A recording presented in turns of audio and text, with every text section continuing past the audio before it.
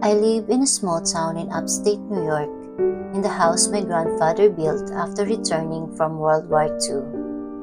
It's a two-story colonial with creaky floors, a cellar that smells like wet concrete, and a spare room we always called the guest room, even though no guest had stayed there in over a decade.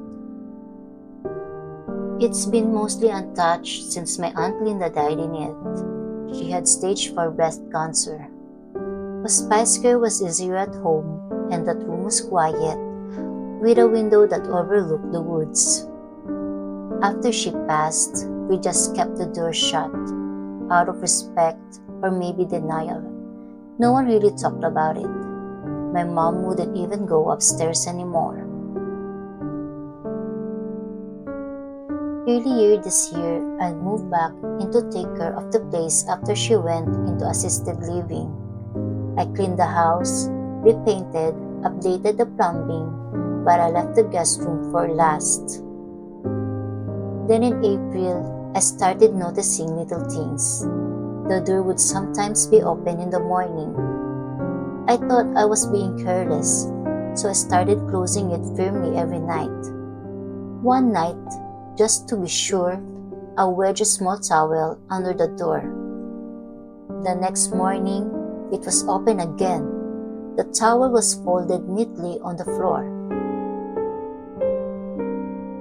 I checked the windows, locked, no signs of forced entry.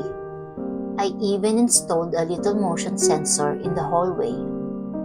The next time it triggered was at 3:11 a.m.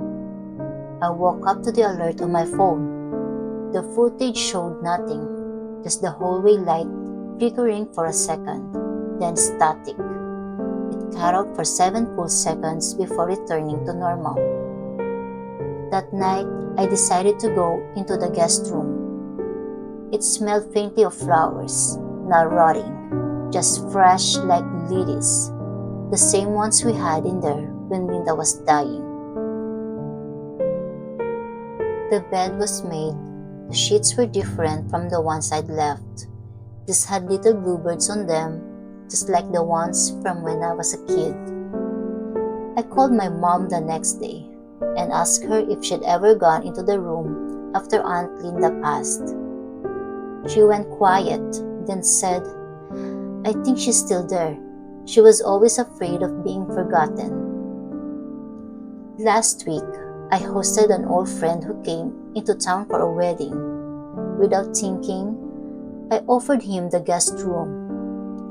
Around 2 a.m., he came downstairs pale as paper. I thought he'd gotten sick. He said, "Did someone come into the room last night?" I told him no. He looked at me like I was lying. "She sat on the edge of the bed. I thought it was you. She kept asking if I could see her. Then she started crying, and He stopped himself. He didn't sleep the rest of the night, left early the next morning, and hasn't answered my text since. I haven't gone into that room again, but every so often, I wake up and hear the door creak open, and the faint smell of lilies drifts down the hall.